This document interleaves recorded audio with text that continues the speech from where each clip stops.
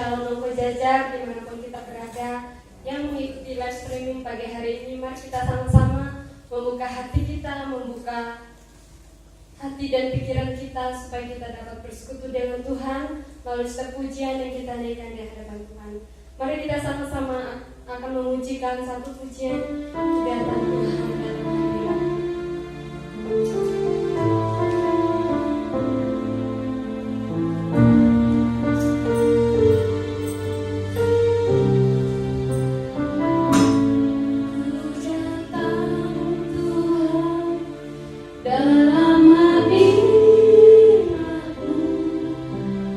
Berhiaskan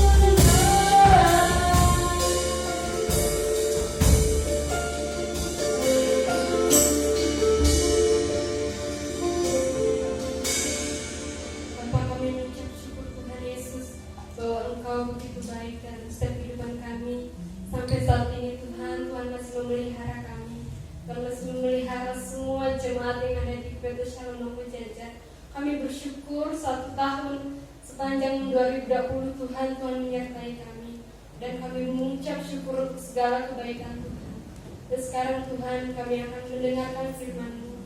Biarlah firman-Mu menjadi kekuatan dalam setiap kehidupan kami, untuk kami boleh menjalani hari-hari kami sepanjang hari-hari kemudian ya Bapa.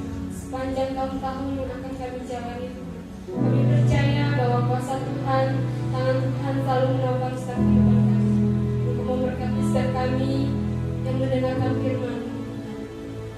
Tangkap pujian Tuhan.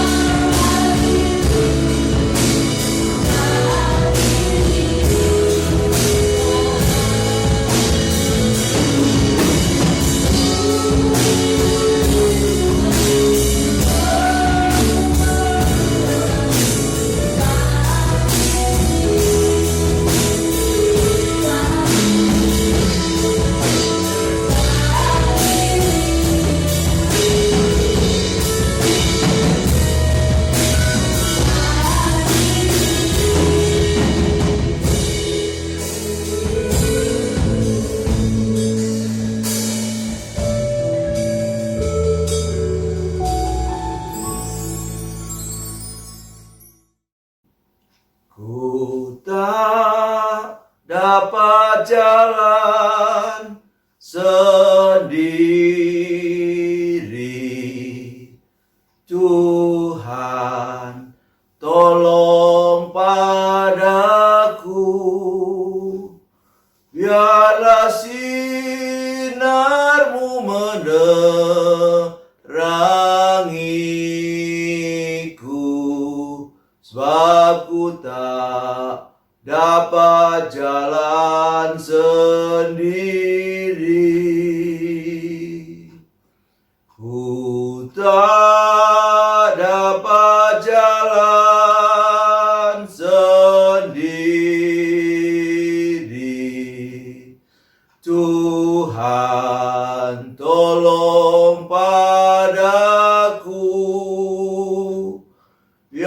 Biarlah sinarmu menerangiku, sebab ku tak dapat jalan sendiri. Terima kasih Tuhan. Terima kasih Tuhan Yesus. Terima kasih buat anugerah-Mu yang besar dalam hidup kami.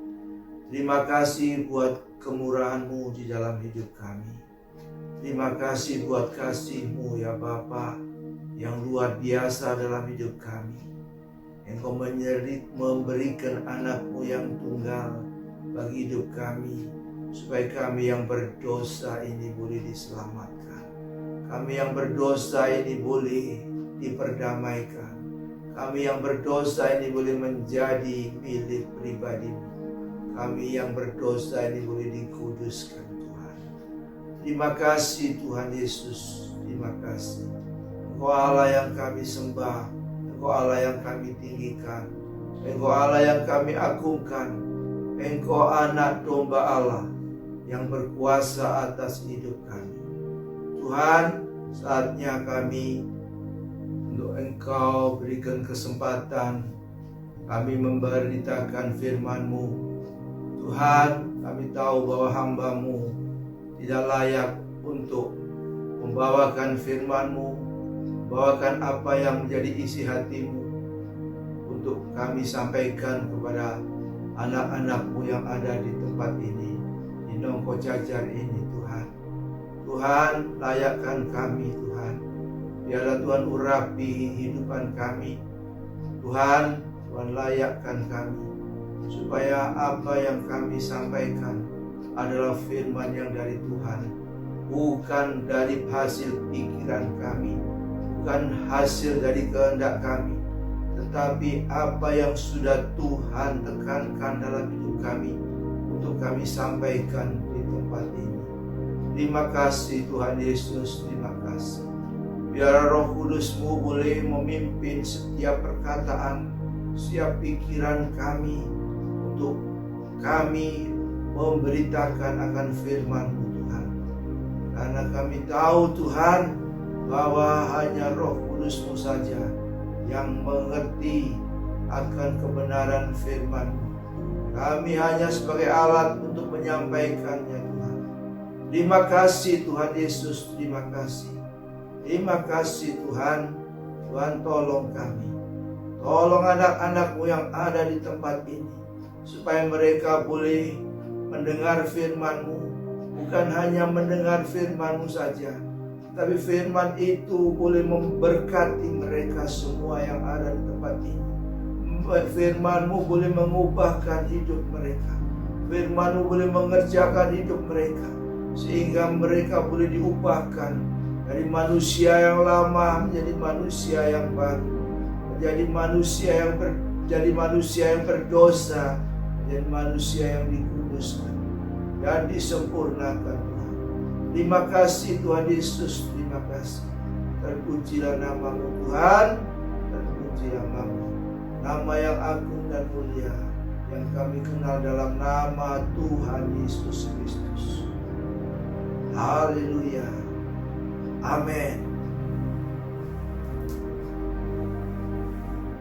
Selamat pagi Bapak Ibu sekalian yang dikasihi Tuhan Yesus Kristus. Dari tempat mimbar ini kami menyampaikan Shalom para Bapak Ibu sekalian yang dikasihi oleh Tuhan Yesus Kristus.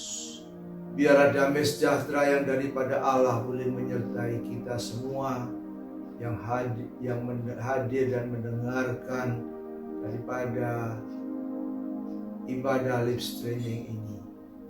Biarlah kasih Allah selalu menyertai kita semua. Kita patut mengucap syukur kepada Tuhan Yesus Kristus yang masih memberi kesempatan kepada kita dalam suasana pandemik yang begitu luar biasa ini.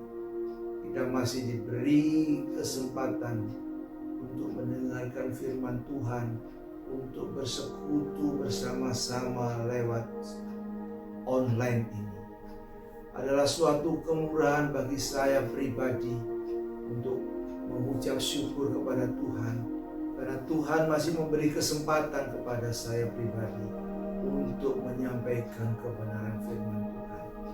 Kebenaran firman Tuhan yang bukan hanya bagi Bapak Ibu sekalian yang dikasihi Tuhan, tapi kebenaran firman ini juga bagi saya yang menyampaikan. Karena firman yang dikatakan di dalam firman Tuhan, bahwa firman adalah pedang bermata dua yang akan mengena kepada Bapak Ibu sekalian yang dikasihi Tuhan dan juga kepada pribadi saya. Demikianlah pada pagi hari ini kita mau membaca beberapa firman Tuhan. Kiranya firman ini boleh menjadi berkat bagi hidup kita sekalian. Oleh karena itu, maka kita segera akan membaca firman Tuhan yang ada di dalam Markus pasal yang keempat. Di dalam Markus pasal yang keempat.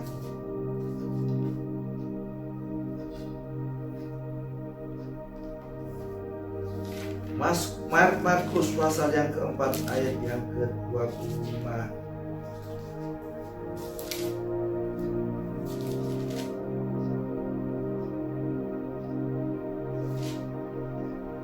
Saya bacakan Markus pasal yang keempat ayat 35. Angin ribut diredahkan. Pada hari itu, waktu hari sudah petang, Yesus berkata kepada mereka, "Marilah kita bertolak ke seberang."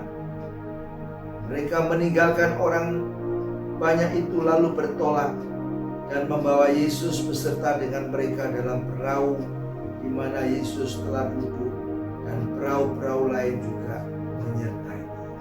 Jadi ceritanya ini, Tuhan Yesus menyuruh murid-muridnya untuk pergi ke seberang, ya, ke seberang, ya. Mereka sekarang dalam perjalanan dari seberang di sini dan akan menuju ke seberang sana, yaitu di tempat yang disebut dengan Gesara, ya, dirasa di sana, ya.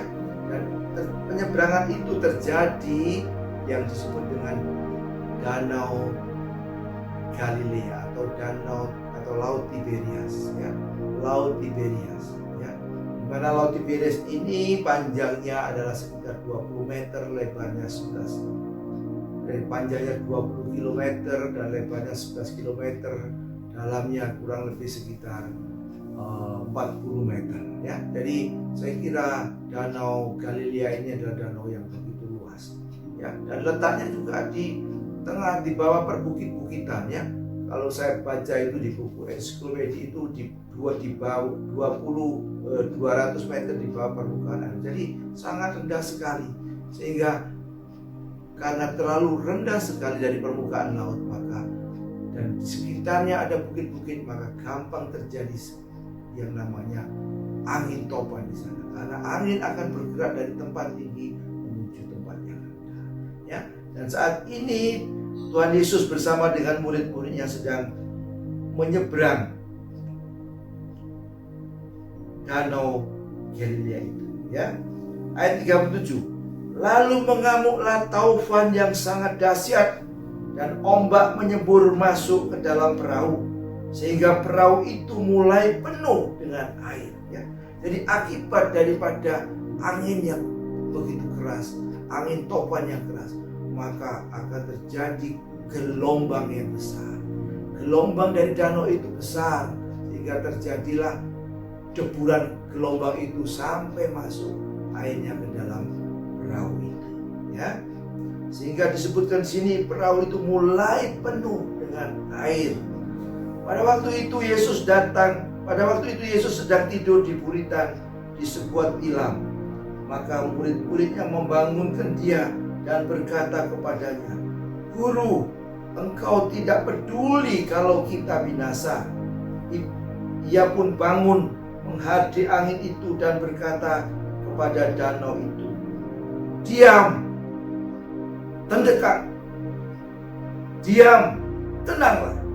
Lalu angin itu reda dan danau itu menjadi teduh sekali. Lalu ia berkata kepada mereka, "Mengapa kamu begitu takut? Mengapa kamu tidak percaya?" Mereka menjadi sangat takut dan berkata seorang kepada yang lain, "Siapa gerangan orang ini sehingga angin dan danau pun taat kepadanya?" Jadi Bapak Ibu sekalian yang dikasihi oleh Tuhan Yesus Kristus, kita pada pagi hari ini boleh membaca firman Tuhan. Semoga firman Tuhan ini boleh menjadi berkat bagi kita sekalian. Di dalam ayat-ayat yang sudah kita baca ini, ya, ada beberapa hal yang kita ingin pelajari tentang perjalanan daripada Tuhan Yesus bersama murid-muridnya untuk menyeberangi daripada danau Galilea itu, ya. Jadi di saat-saat mereka menyeberang, mereka mengalami badai taufan yang begitu luar biasa, ya. Murid-muridnya yang banyak dari nelayan, ya, mengetahui situasinya yang begitu berbahaya karena gelombang yang besar, air yang memasuki kapal itu, sehingga mereka berpikiran bahwa kapal itu akan tenggelam, ya. Murid-muridnya yang sudah pengalaman dengan keadaan laut mengerti situasi ini, sehingga mereka merasa ketakutan, ya. Mereka merasa ketakutan, ya. Mereka ketakutan oleh karena melihat keadaan. Mereka ketakutan oleh karena mereka melihat masalah yang terjadi di kapal itu, ya. Jadi di dalam kapal itu sedang terjadi suatu kekacauan, ya. Murid-muridnya lagi bingung dia, ya. Tetapi murid-murid ini percaya kepada Tuhan Yesus Kristus, ya. Jadi oleh karena mereka percaya kepada Tuhan Yesus Kristus, maka apa yang mereka alami, maka mereka datanglah kepada Tuhan Yesus Kristus. Mereka menghampiri Tuhan Yesus Kristus untuk mereka mohon pertolongan, ya. Sebelum kita melanjutkan kepada yang berikutnya, maka kami sampaikan bahwa tema khotbah kita ini adalah bagaimana sikap kita menghadapi badai itu. Sikap kita menghadapi badai itu, ya. Dimana sekarang boleh kita melihat bagaimana saat-saat menghadapi badai ini murid-murid Tuhan yang dilakukan, ya. Yang pertama yang dilakukan oleh murid-murid Tuhan ini, yaitu mereka menghampiri Sang Penolong yang agung, yaitu Tuhan Yesus Kristus.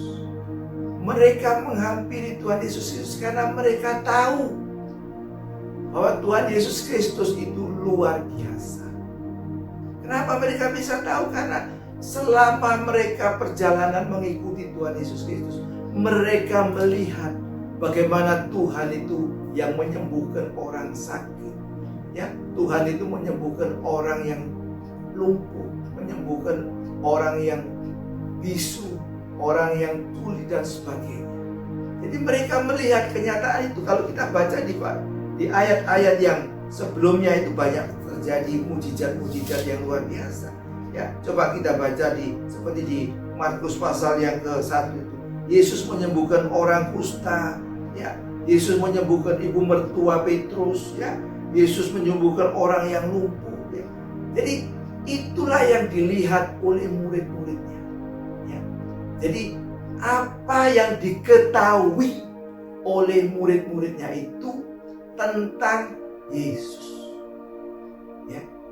Makanya saat mereka menghadapi gelombang, mereka menghadapi badai, maka mereka datang kepada Tuhan Yesus. Mereka menghampiri kepada Tuhan Yesus Kristus.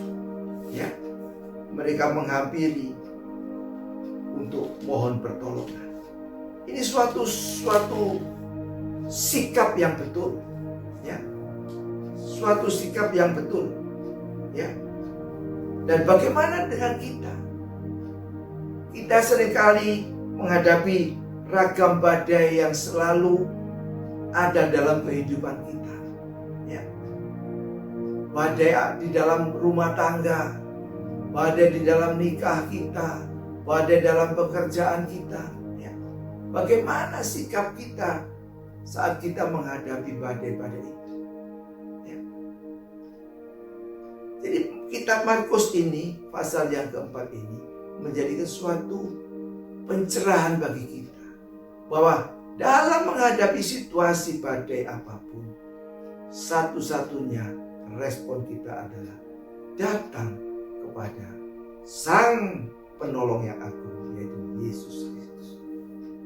Demikian juga dengan kita menghadapi badai anak-anak, ya, anak-anak sekolahnya bagaimana sekarang, ya, dalam masa pandemi ini, ya, menghadapi kehidupan sosial, ya, dalam rumah, ya. Ya, biasanya kita yang lagi kerja, yang ibu-ibunya di rumah, ya. Tapi sekarang justru ada pandemi begini, maka bapaknya kerja di rumah, kumpul setiap hari dengan ibunya. Pasti ada hal-hal yang seringkali menjadikan konflik. Nah, bagaimana kita menghadapi itu? Respon kita, sikap kita, ya. Dan di sini murid-murid Yesus memberikan suatu teladan bahwa dalam menghadapi segala masalah, kita bukan datang kepada yang lain, kita datang kepada Sang Penolong yang agung, yaitu Tuhan Yesus Kristus, ya. Ini yang mesti perlu kita ketahui, karena Dialah yang Dia katakan sendiri bahwa Dia adalah jalan, Dia adalah kebenaran, dan Dia adalah hidup. Jadi Dia jalan untuk memecahkan segala persoalan kita, ya. Dia adalah jalan yang memberikan solusi kepada setiap masalah kita, ya. Memang tidak gampang, saudara sekalian, untuk kita ini bersikap, ya, meresponi keadaan badai itu langsung kepada Sang Penolong kita, yaitu Tuhan Yesus Kristus, ya. Karena seringkali dalam kehidupan kita, kalau kita menghadapi suatu masalah, kita menghadapi suatu perkara, kita menghadapi suatu konflik, kita menghadapi suatu pergumulan, kita seringkali larinya bukan pertama-tama kepada Tuhan, tetapi bagaimana pikiran kita ini memberikan solusi, memberikan jalan keluar. Akhirnya apa yang terjadi? Karena kita tidak datang kepada Tuhan, kita datang kepada pikiran kita. Yang terjadi adalah kekhawatiran, ya. Yang terjadi apa? Kegelisahan. Yang terjadi apa? Yang terjadi ketakutan, ya. Karena apa? Karena pikiran kita ini yang menjadikan jujukan, yang menjadikan solusi pertama dari segala masalah kita. Nah, apakah Bapak Ibu sekalian demikian? Kita mesti belajar dari murid-murid ini, ya. Kita belajar dari murid-murid ini bahwa ada masalah, bukan pikiran kita yang menyelesaikan, tetapi Tuhan Yesus Kristus yang akan menyelesaikan. Bukan orang-orang minta di tempat lain di mana-mana itu yang bisa memberikan solusi, tetapi Tuhan Yesus Kristus, ya. Karena Dia adalah penolong yang agung, ya. Karena kasih setianya Dia, ya. Yang di dalam Lukas 10 disebutkan bahwa Dia begitu penuh akan peduli dengan kita, ya. Jadi di sini disebutkan, coba di dalam ayat yang berikutnya itu disebutkan, ya. Disebutkan di sini. Ya. Pada waktu itu Yesus sedang tidur di buritan di sebuah tilam. Maka murid-muridnya membangunkan dia dan berkata kepadanya, "Guru, engkau tidak peduli kalau kita binasa." Ia pun bangun menghadap angin itu dan berkata kepada danau itu, "Diam, tenanglah." Lalu angin itu reda dan danau itu menjadi tenang. Jadi Tuhan Yesus itu sangat peduli kepada kita yang datang kepada Dia untuk minta pertolongan. Dia adalah Tuhan Allah yang bertanggung jawab terhadap miliknya sendiri, terhadap anak-anaknya. Dia yang bertanggung jawab karena Dia yang memiliki kita. Dia yang membeli kita dengan harga yang lunas. Dia melihat kita berharga di matanya. Bahkan di dalam Lukas 10 disebutkan, satu helai rambut pun yang jatuh itu tidak akan jatuh tanpa seizinnya. Itu perumpamaan yang begitu nyata. Bagaimana Tuhan itu pedulinya dengan kita. Ya. Jadi ini yang mesti kita ketahui. Bahwa Tuhan itu peduli terhadap anak-anaknya. Jadi kalau ada masalah, ada badai, Tuhan akan tolong kepada kita. Ini yang mesti kita ketahui. Bukan pikiran kita yang pertama-tama menjadi solusi daripada masalah itu. Bukan orang-orang pintar, bukan orang-orang yang alternatif, tetapi yang menjadi penolong adalah juru selamat kita yang agung, yaitu Tuhan Yesus Kristus. Ya. Ini penting. Karena kalau kita tidak punya sikap respon yang benar, maka kita akan ditimpa dengan badai. Kita akan dihancurkan oleh badai itu. Karena kita salah meresponi, menyikapi dalam kita menghadapi badai. Ya. Bukan menjadi lebih baik kalau kita mengandalkan kemampuan pikiran kita. Ya.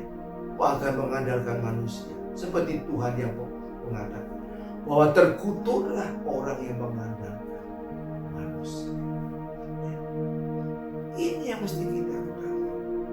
Kita belajar dari murid-murid bahwa ada badai, ada masalah dalam perahu kehidupan kita.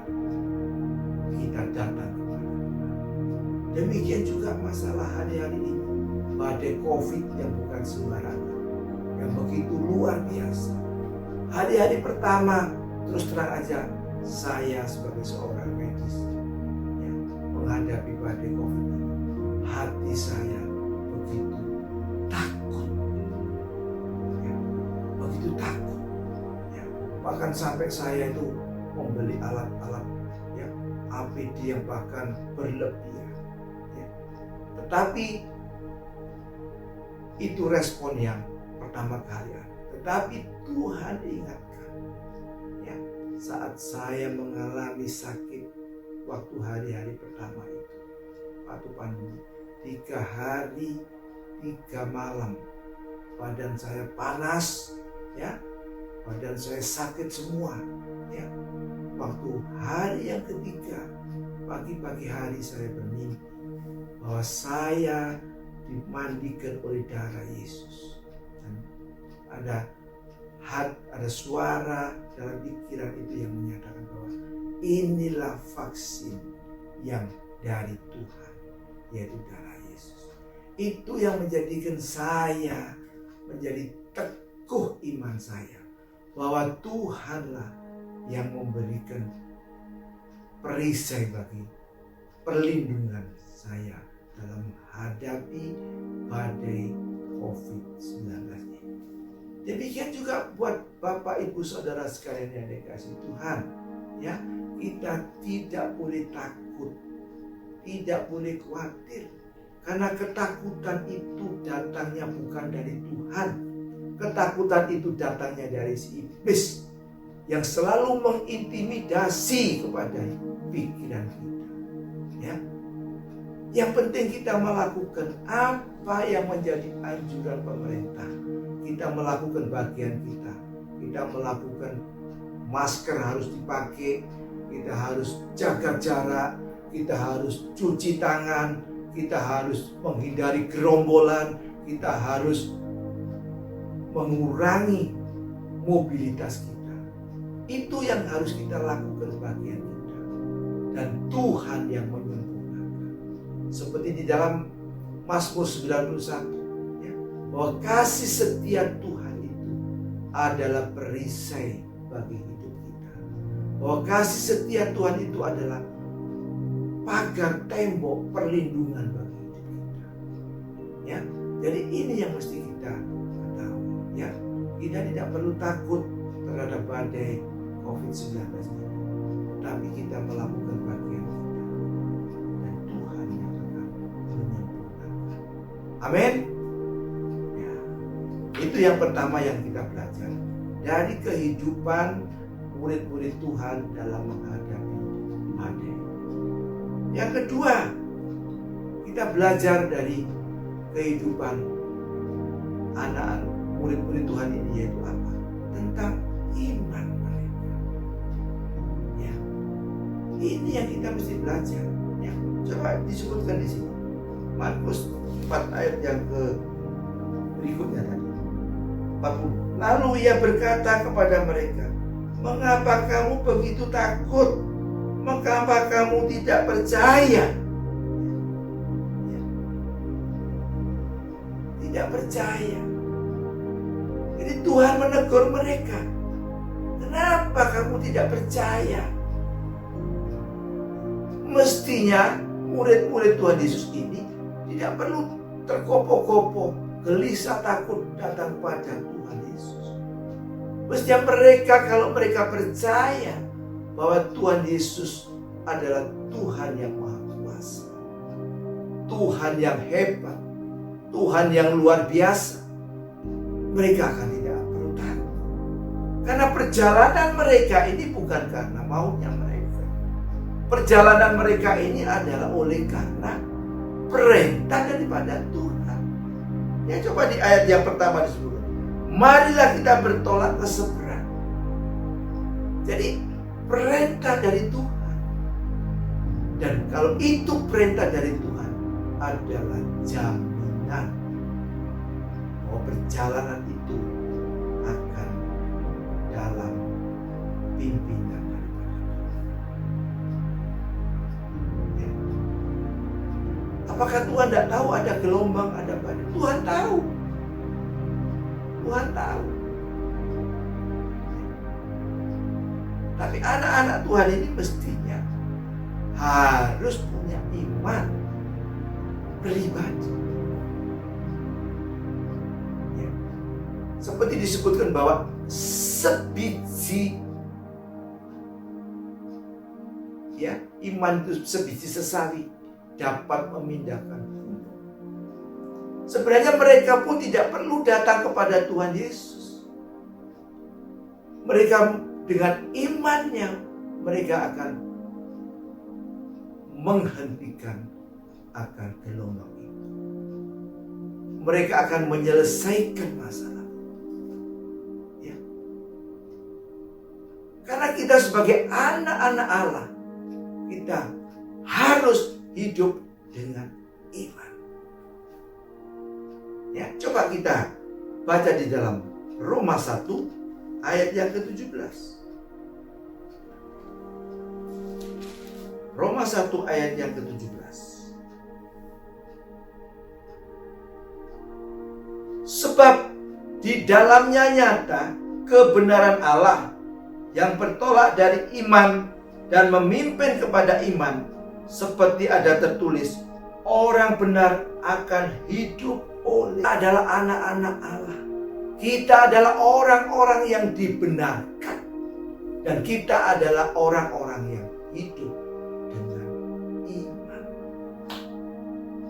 Ya. Jadi bukan ada badai kita fokus kepada masalahnya, fokus kepada badainya. Tetapi kita harus iman itu yang utama. Mestinya kita mestinya murid-murid Tuhan ini bisa menyelesaikan persoalan itu. Masalah itu bisa diselesaikan. Kalau di sini disebutkan oleh Tuhan, karena tegurannya itu, ya, di dalam Markus pasal yang keempat tadi. Ya. Mengapa kamu begitu takut? Mengapa kamu tidak percaya? Ya. Kalau ingat peristiwa ini, saya ingat akan kejadian saya waktu pengalaman di Kalimantan. Ya. Karena apa? Karena iman itu mengalahkan hukum Allah. Karena iman itu mendatangkan kuasa. Iman mendatangkan kuasa. Jadi waktu ceritanya itu mungkin sudah ada yang dengar kesaksian saya. Ya. Waktu saya di pedalaman di tengah hutan di Kalimantan. Ya.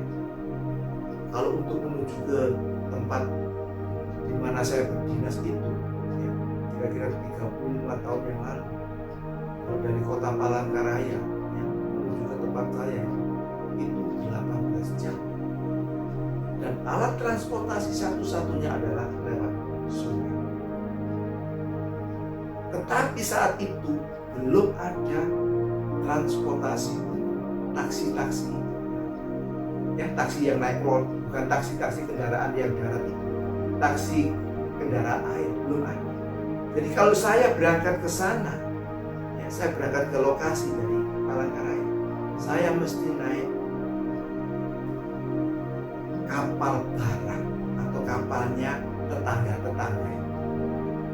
Perjalanan kita berangkat ke lokasi 18 jam. Ya. Itu satu-satunya transportasi yang ada. Nah, suatu ketika dalam musim kemarau, ya, musim kemarau, apa yang terjadi? Kemarau panjang, saudara-saudara sekalian. Ya, kemarau panjang, sehingga sungainya menjadi kering. Ya, sungainya jadi kering, jadi kita tidak bisa turun untuk kita berlabuh untuk ke Palangkaraya untuk pulang ke Surabaya.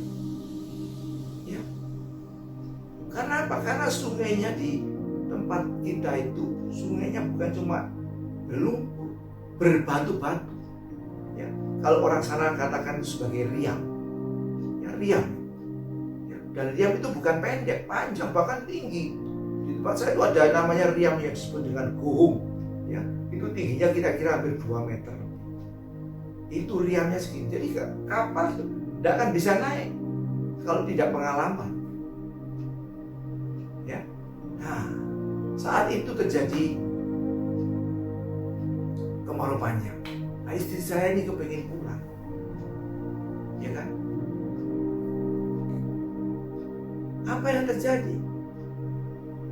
Tuhan ingatkan kepada saya. Jadi saat itu kita tidak melihat masalahnya. Masalahnya kita tidak melihat. Masalah sungai tidak bisa dilewati karena kering. Itu tidak kita lihat.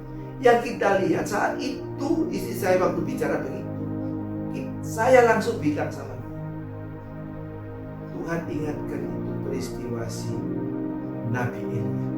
Ya. Saya bilang sama istri saya, Elia bisa mendatangkan hujan. Kita lebih daripada Elia. Karena roh Allah ada di dalam hidup kita. Kalau Elia bisa mendatangkan hujan, kita lebih bisa mendatangkan hujan. Saya bilang demikian dengan istri saya. Ya. Dan apa yang kita lakukan? Kita berdua datang ke pinggir sungai jam 5. Ya, waktu kita mau mandi. Ya, jadi mandi kita itu misalnya di pinggir sungai. Di pinggir sungai. Jam 5 kita pergi sungai, kita berdoa untuk minta hujan supaya kita bisa pulang. Ya. Apa yang terjadi, saudara? Jam 5 kita mandi, jam 5 kita berdoa di pinggir sungai. Ya. Lalu kita naik setengah 6, ya, jam 6 kita baru bersih-bersih, siap-siap. Jam 7 datanglah hujan. hujan saudara sekalian.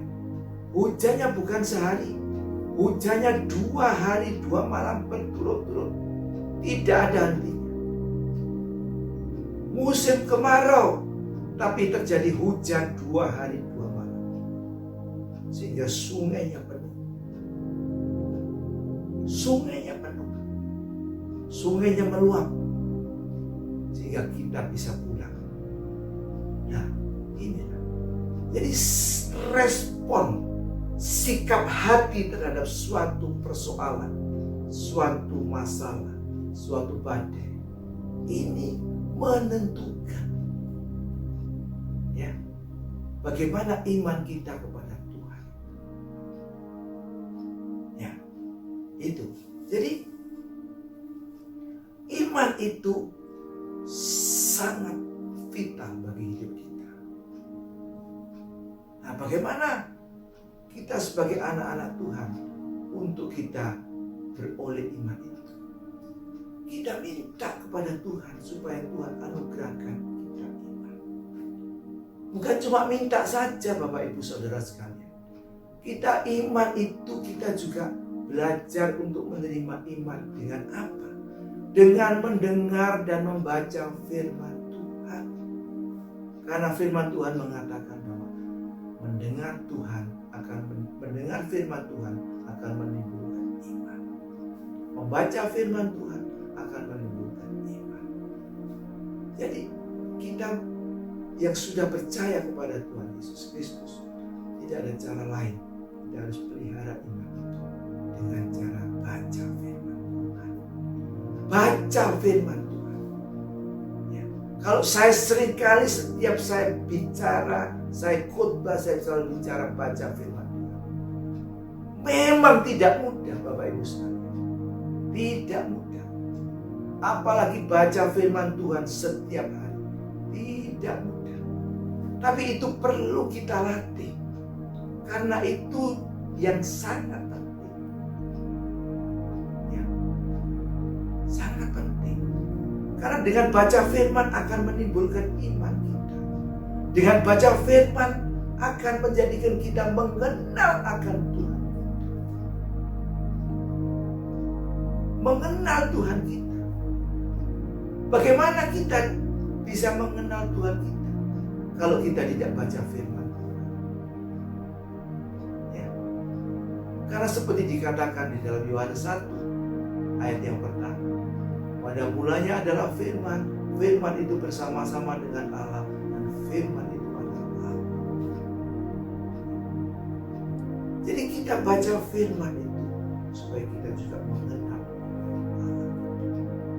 Kita baca firman itu supaya kita itu mengerti apa yang menjadi kehendak Allah. Kita baca firman itu supaya kita mengerti apa destiny kita, apa tujuan akhir dari hidup kita.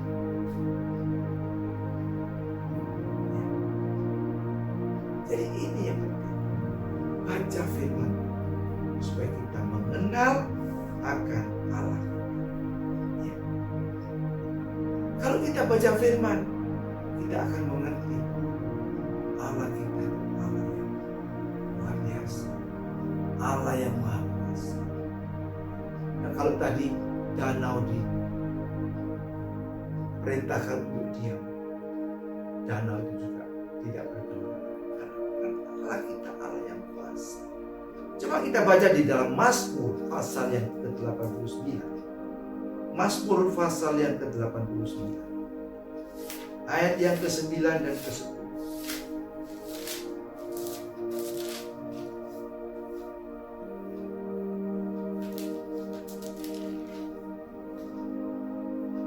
Saya bacakan Mazmur 89 ayat 9 dan 10. Ya Tuhan, Allah semesta alam, siapakah seperti Engkau? Engkau kuat, ya Tuhan, dan kesetiaan-Mu ada di sekelilingmu. Engkaulah yang memerintah kecongkaan laut. Pada waktu naik gelombang-gelombangnya, Engkau juga yang meredakan. Jadi kenapa danau itu berhenti? Karena memang Allah berkuasa atas alam semesta ini. Allah berkuasa atas gelombang yang ditimbulkan oleh angin yang ada di Danau Galilea. Ya. Ini saudara sekalian. Kalau kita baca firman Tuhan, kita akan mengenal siapa Allah kita. Allah kita itu Allah yang kuasa, yang menciptakan langit dan bumi dengan segala isinya. Ya. Ini yang mesti kita juga mengerti. Jadi hal yang ketiga kita belajar dari peristiwa badai yang mengamuk di Danau Galilea itu adalah bahwa Allah menyatakan kuasanya, bahwa Dia adalah Allah yang Maha Kuasa. Ya. Allah yang Maha Kuasa.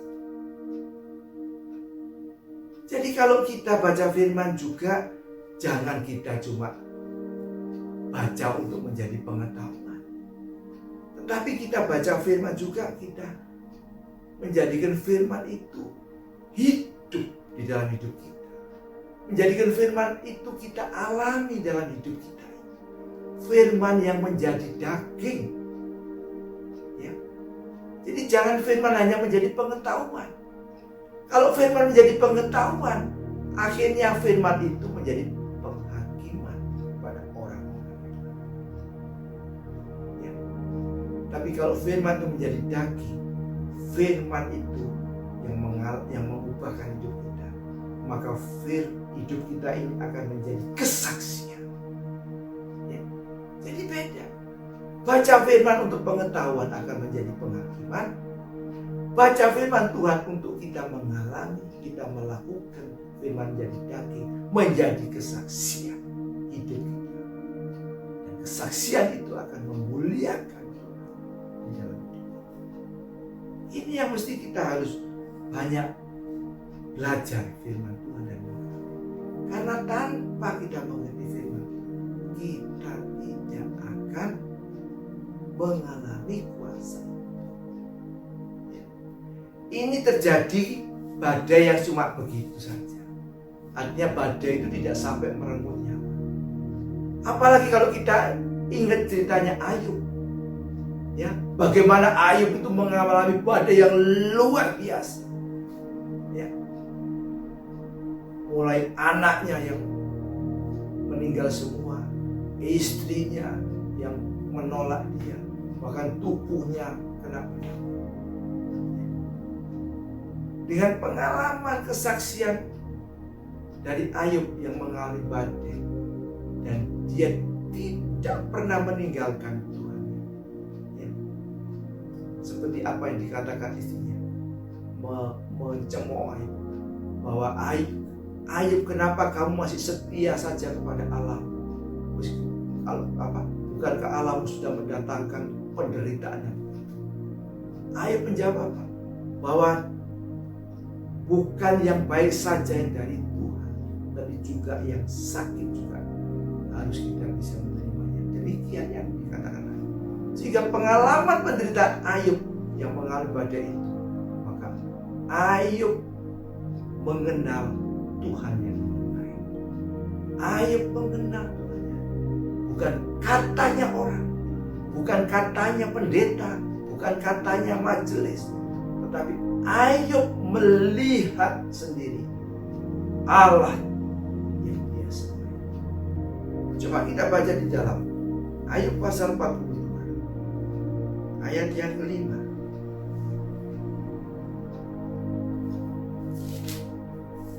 Ya, jadi kita belajar supaya kita ini mengalami firman itu. Firman menjadi daging dan akan menjadi kesaksian. Ya, coba ayat yang kelima.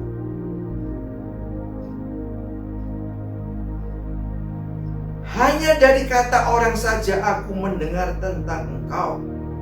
Jadi kesalahan Ayub ini bukan karena pengalaman dia, bukan karena pengenalan dia kepada Tuhan, tapi hanya karena ceritanya orang, karena kata-katanya orang.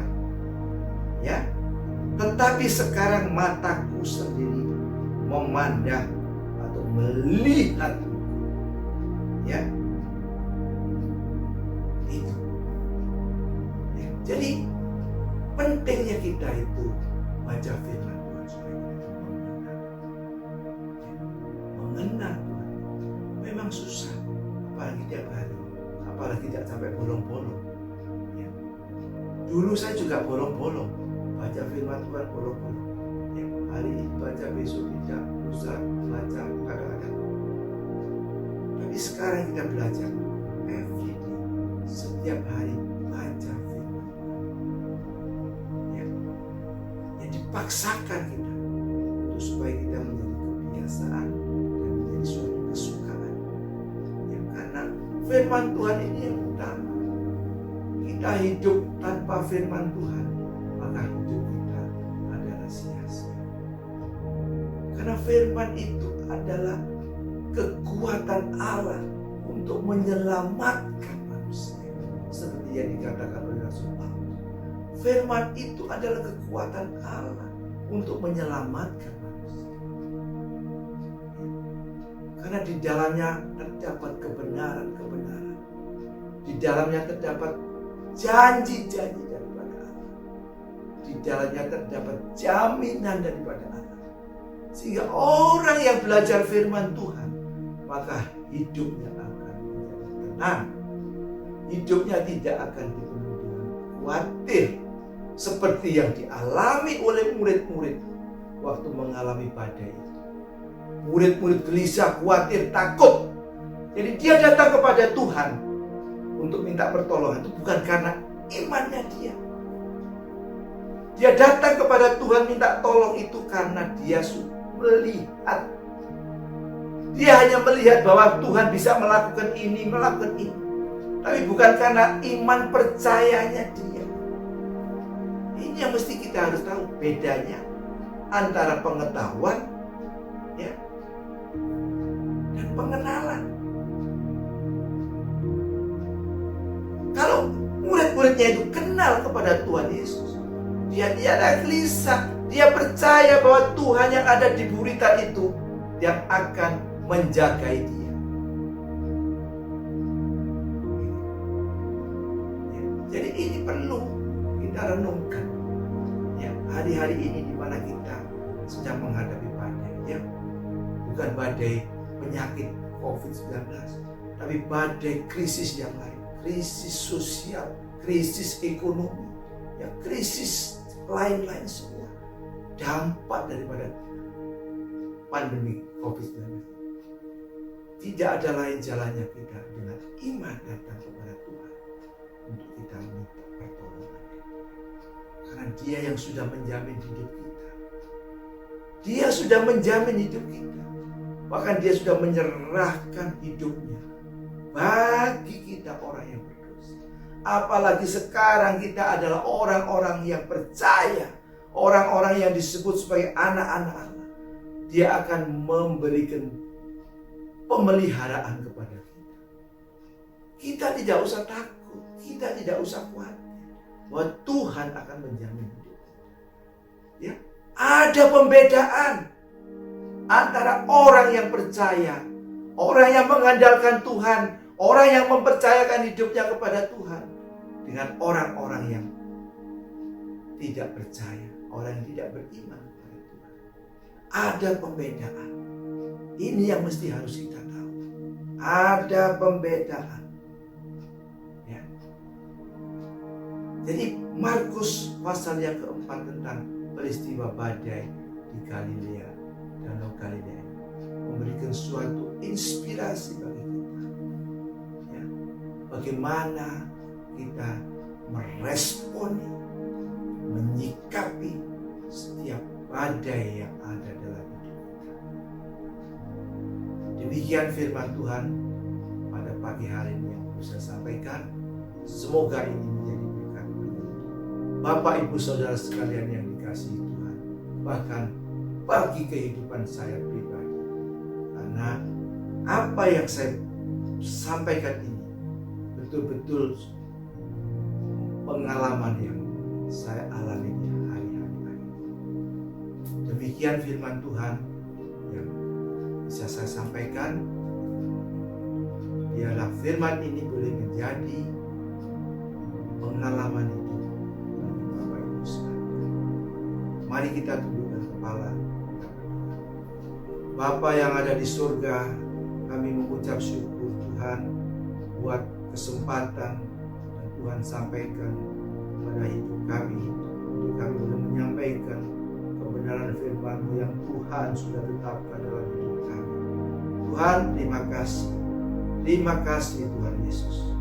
Terima kasih. Biarlah saatnya sekarang Roh Kudus, Engkau yang bekerja pada setiap pribadi-pribadi yang sudah mendengar firman-Mu. Engkau yang bekerja supaya firman ini boleh menjadikan renungan dalam hidup mereka. Firman ini boleh menjadi daging dalam hidup mereka. Terima kasih Tuhan Yesus. Firman ini boleh menjadi pengalaman dalam hidup mereka. Firman ini boleh menguasai setiap kehidupan mereka. Terima kasih Tuhan Yesus. Berkati semua pelayan-pelayan yang ada di tempat ini Tuhan. Berkati keluarga mereka semua. Berkati anak-anak mereka semua. Demikian juga buat jemaat yang ada di Nongko Jajar semua. Tuhan tolong mereka. Jamah setiap kehidupan mereka. Tuhan memberkati mereka semua. Dalam nama Tuhan Yesus Kristus, kami berdoa dan mengucap syukur. Yang percaya katakan, amin. Anda telah mengikuti ibadah raya online GBT Shalom Nongko Jajar Pasuruan. Persembahan dan persepuluhan dapat Anda serahkan di sekretariat gereja pada setiap hari Minggu pukul 9 sampai dengan pukul 11 waktu Indonesia Barat kepada para kolektan yang bertugas. Kiranya ibadah raya online ini membawa berkat bagi Bapak Ibu semua. Sampai bertemu di ibadah online minggu depan. Soli Deo Gloria.